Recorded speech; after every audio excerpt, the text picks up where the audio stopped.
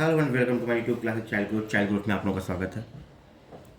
Class 10th computer फिर से एक बार लेके आया सेशन 2 का कुछ क्वेश्चन आंसर है। चैप्टर नंबर 2 स्ट्रेस मैनेजमेंट का चैप्टर है, उसमें से कुछ इंपॉर्टेंट क्वेश्चन आंसर था जो मैं आप लोगों के लिए लेके आया हूँ सेशन 2 का। चलिए देखते हैं। सबसे पहला question, being a student list some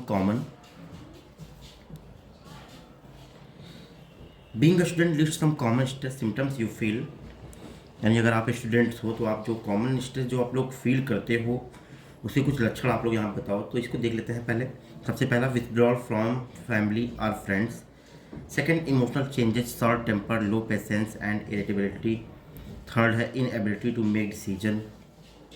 fourth पे है क्विटिंग कमिटमेंट्स एंड इरिस्पॉन्सिबिलिटी। 5 पे है ईटिंग और sleeping habit change. Number 6, withdrawal from activities and friend. Number 7, excessive worry and negative thoughts. यानी अगर आप लोगों की लाइफ में अगर आप लोग स्टूडेंट हो तो आप कहीं ना कोई प्रेशर आप लोग जरूर देखते होंगे। उन प्रेशर में जो आप लोग आता है फैमिली और फ्रेंड से अलग होना, यानी उनसे मिलजुल कर नहीं रहना, ठीक है, उनसे थोड़ा सा दूरी बना के रखना। इमोशनल चेंज, जैसे कुछ गुस्से अपने अभी आप लोग आ जाता है, शॉर्ट टेम्पर होता है, ठीक है, या पेशेंस आप लोग कमी है, वो भी कहीं ना कहीं स्ट्रेस का कारण है, वो भी लक्षण है। कोई भी डिसीजन आप लोग नहीं ले पाते, इनएबिलिटी टू मेक डिसीजन, यानी कोई भी डिसीजन बनाने में अगर आप लोग सक्षम नहीं हो। नंबर 4 पे है कि कोई भी कमिटमेंट और आप लोगों को रिस्पॉन्सिबिलिटी लेने से घबराते हो। स्लीपिंग हैबिट, ईटिंग हैबिट, अगर आप लोगों का खाना आप लोग ज़्यादा प्रेफर करते हो, कुछ ऑयली चीज़ें प्रेफर करते हो, या हेल्दी खाना नहीं खाते हो, या स्लीपिंग आप लोगों का हैबिट सही नहीं है, तो वो भी कहीं ना कहीं स्ट्रेस का कारण बनता है। और साथ में फ्रेंड्स या कोई भी एक्टिविटीज़ होता है उससे दूर भागना, जैसे गेम का एक्टिविटीज़ हो गया या आर्ट म्यूजिक कंपटीशन, जो भी हो गया जो आप लोगों को स्ट्रेस से दूर रखता है, उन एक्टिविटीज़ से दूर भागना वो भी स्ट्रेस का कारण बनता है। और इसी बात, ज़्यादा चिंतित होना, किसी भी चीज़ से ज़्यादा वरी होना, चिंतित होना और कोई निगेटिव थॉट्स अपने माइंड में लेके आना, वो भी स्ट्रेस का कारण बनता है। चलिए देखते हैं question number 2, list the sources of this stress.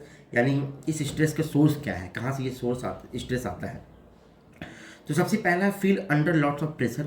यानी हम अपने अंदर बहुत सारे प्रेशर को एब्जॉर्ब कर लेते हैं, यानी जो चीज़ें हमारे वश में होती है उसके लिए भी प्रेशर लेते हैं, जो चीज़ें नहीं भी होती हैं अंडर कंट्रोल उसके लिए भी हम प्रेशर लेते हैं।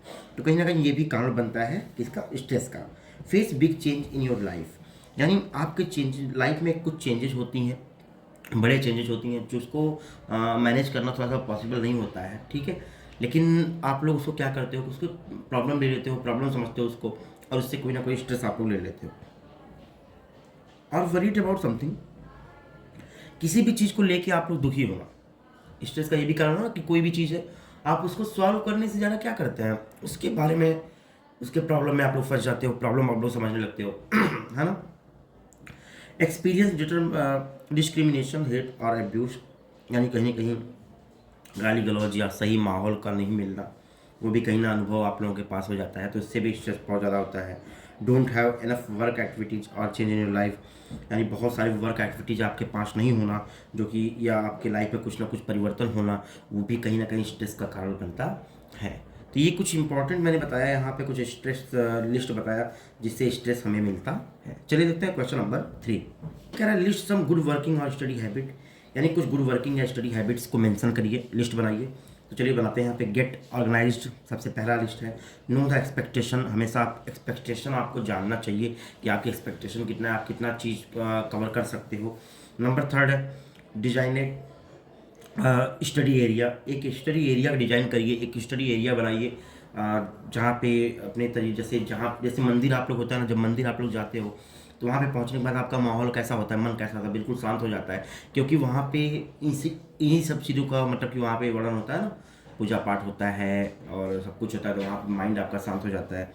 तो जैसे स्टडी अगर आपने एरिया बनाया तो वहाँ पे आप जाओगे तो आपके मन में सिर्फ थॉट्स आएगा स्टडी का, तो एक स्टडी एरिया बनाना चाहिए। डेवलप स्टडी प्लान, एक स्टडी प्लान को भी बनाना चाहिए, बिना स्टडी प्लान कुछ नहीं हो सकता, एक स्टडी प्लान बना के चलना चाहिए। थिंक पॉजिटिवली, हमेशा सकारात्मक सोच रखिए, कभी माइंड में नेगेटिव चीज़ें मत लाइए, हमेशा पॉजिटिव चीज़ें लेके चलिए। क्रिएट अ स्टडी ग्रुप, हमेशा कोई ना कोई एक ग्रुप बना के रखिए जो जिसमें अच्छे अच्छे बच्चे हों, अगर कोई आपको प्रॉब्लम होता है तो आप उस ग्रुप में शेयर करो और उसका कहीं ना कहीं से सॉल्यूशन निकल जाए। प्रैक्टिस एक्टिव लिसनिंग, यानी कोई भी चीज़ अगर कोई बात बता रहा है तो उसको ध्यान से सुनने के लिए प्रैक्टिस करिए आप, कि कोई ना कोई बातें हम ध्यान से सुने, उसकी प्रैक्टिस होनी चाहिए। क्योंकि अगर आप ध्यान से कोई भी टॉपिक सुनते हो तो उसका 50% तो आपको वहीं समझ में आ जाता है, ठीक है ना।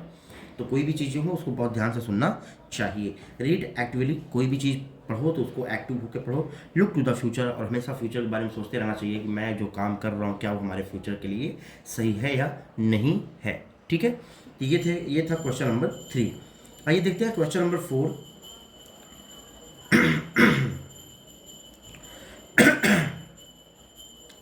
How will you manage internal stress. Internal stress को कैसे मैनेज किया जा सकता है, आप कैसे मैनेज करोगे। Maintaining a healthy life style, अगर आपका लाइफ स्टाइल हेल्दी होगा, will help you manage stress, तो वो आपको वो स्ट्रेस में मैनेज करने में मदद करेगा, ठीक है। Healthy life style. Eat a healthy diet, आप हमेशा हेल्दी डाइट लो। एक्सरसाइज करो रेगुलरली, यानी प्रतिदिन एक्सरसाइज करो। एंड गेट इनफ स्लीप, और प्रतिदिन पर्याप्त मात्रा में सो, जितना स्लीप जरूरी होता है उतना कम से कम आपको सोना चाहिए। कुछ और चीज़ें मैंने मेंशन किया है, जैसे स्टे इमोशनली वेल, ठीक है। Lead a healthy lifestyle. Recognise what you can change, यानी आपको ये हमेशा याद रखना चाहिए कि आप क्या कर रहे हो, क्या परिवर्तन कर रहे हो, सारी चीज़ें ध्यान रखनी चाहिए, ठीक है। तो ये था क्वेश्चन नंबर 4। आइए देखते हैं क्वेश्चन नंबर 5।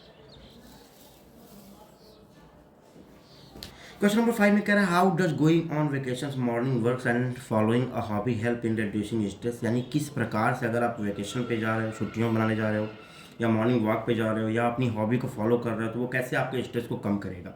चलिए देख लेते हैं। Spending time in nature can help relieve stress and anxiety, improve your mood and boost feeling of happiness and wellbeings, यानी अगर आप नेचर प्रकृति में अपने टाइम को स्पेंड कर रहे हो, अगर वेकेशन पे जाओगे तो नेचर में ही जाओगे, अगर आप मॉर्निंग वॉक निकल रहे हो तो नेचर में ही निकल रहे हो, तो अगर आप नेचर में अपने टाइम को स्पेंड करोगे तो वो कहीं ना कहीं स्ट्रेस से आपको मदद करेगा, कि स्ट्रेस से दूर निकलने के लिए, चिंता से मुक्त करेगा, आपके मूड को इम्प्रूव करेगा, आपके खुशियों को बूस्ट करेगा और आपको अच्छा बनाएगा, ठीक है ना। ये आपका मतलब अगर आप नेचर में अपने टाइम को स्पेंड करते हो तो ये चीज़ें आपके साथ होनी है। और travelling allows you to step away from the daily grind, यानी अगर आप ट्रैवलिंग करते हो ना तो आप डेली जो चीज़ें माइंड में लेके हमेशा पिसते रहते हो, हमेशा प्रॉब्लम आती रहती है, स्ट्रेस आपके माइंड में डेली डेली का होता रहता है, तो अगर आप ट्रैवलिंग करोगे तो ये सारी चीज़ें आपके माइंड से दूर होंगी। तो ये थे सेशन 2 के कुछ important question answer, 5 question answer था जो मैंने आपको बता दिया है। तो आप लोग इसका रिवाइज करिए, अच्छी तरीके से समझिए जो चीज़ मैंने समझाया है, और इसको लर्न करने की कोशिश करिए। तो मिलते हैं नेक्स्ट वीडियो में, तब तक के लिए बाय बाय स्टूडेंट।